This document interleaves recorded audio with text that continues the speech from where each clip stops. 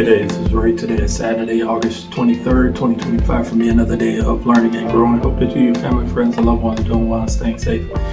A little bit tired this morning. I'm still trying to recover from last week's trip to a funeral.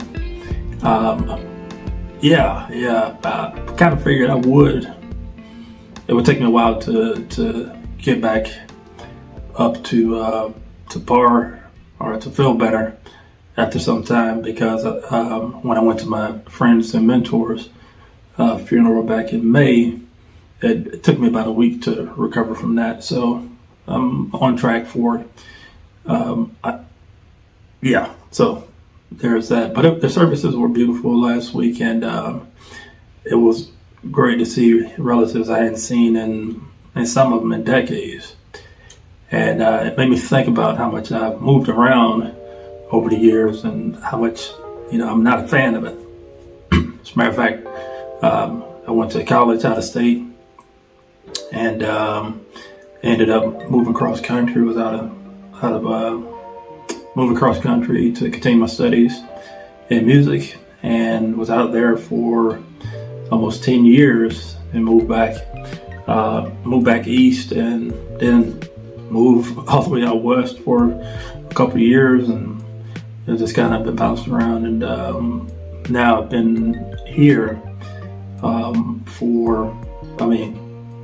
this house that I'm paying off. Been here since the end of 2021.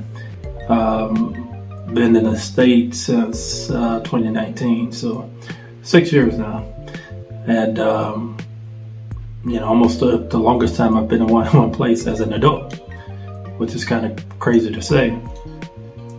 But anyway, spent a little money over that past weekend, a couple $100, which is one of the reasons I want to talk about what I'm talking about today, is a potential problem that I'm going to face in my debt payoff journey. So I've been very consistent with paying off debt. I had one bad month where I only paid off like $100 worth of consumer debt. It's because I took on more debt to pay for the home security system, the equipment. And I just didn't have the money at the time. But that's been the worst month. I hadn't gone backwards, so to speak, in my debt payoff journey. So it hadn't been a negative month. Consistently this year, I've paid off close to $1,100 each month of consumer debt. But I anticipate that next month is going to be a little bit different, because I am going to have a dental procedure, what's called a deep cleaning, next week. And anticipated I'll be coming out of pocket roughly $1,200. I set aside $500 so far. I went grocery shopping this morning, and that was about $96, which will be roughly about a week and a half worth of groceries. And so I got $500 saved towards it, but that means I'm short right now by $700 to be able to just come out of pocket and cover that expense. Now, there's been a couple of ways that I've been thinking about this, on how I can tackle this if I'm going to have a shortfall, to be able to pay this off. So I probably won't actually have the bill until maybe mid-September, at the end of September. Depends on how long it takes for the claim to be filed with insurance, and see how much is actually covered. But that means I have maybe 2-3 more paychecks that I could still set aside some money towards that debt. So, I anticipate charging it on a card, but I want to pay off that card before the statement balance, the due date. And so, that's one way I could do it. Or the other is I could dip into my emergency fund and cover the money that I don't have to be able to cover the expense. But I don't see this as an emergency. Technically it's an emergency to me because I need the dental care, and I couldn't wait any longer to do this. What I wish I had done was early in the year start thinking about going to the dentist and knowing what the expenses were, it's been a long time since I've been to the dentist. Prior to a few months ago when I went to find out, how much damage I've done to my teeth, and fortunately I don't have any cavities, but they're going to have to do a deep cleaning to restore my gum health and just make sure everything is right and doesn't lead to gum disease. So so I went in and I was afraid, I was scared to do this. I felt motivated to do this because over the years I've tackled some very big things. Even just looking back further, going into management was a huge challenge for me, and I did that. And unfortunately, when my health turned, I had to step down from that role. My health is better than what it was prior to me stepping down, of course.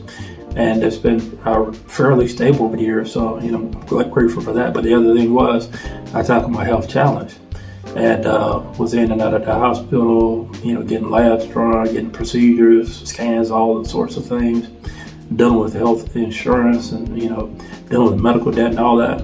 So dealt with that challenge, and then dealt with the huge challenge of that crazy debt that I had from being $113,041.89 paying off.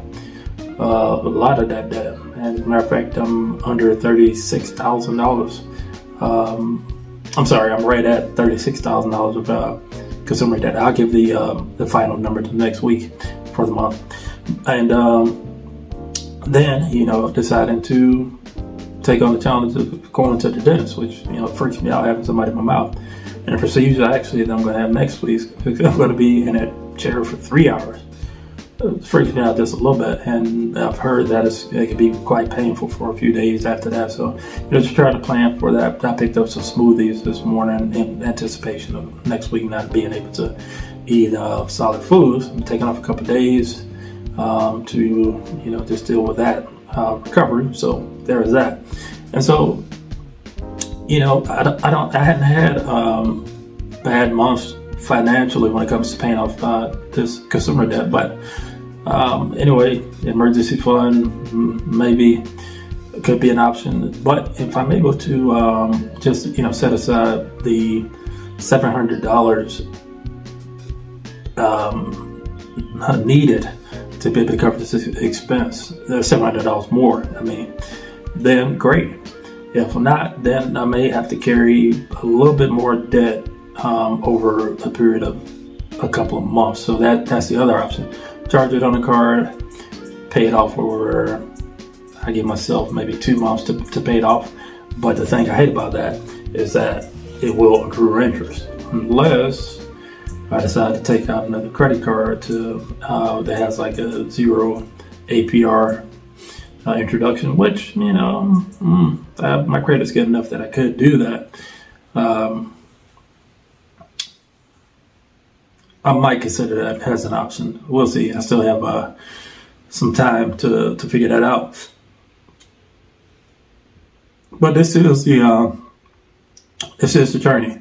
The other thing I was thinking about is I don't have a cheerleader that's saying you got this, you can do this, or somebody in my household that's coming up and say, hey, you're doing a great job. Keep on keeping on.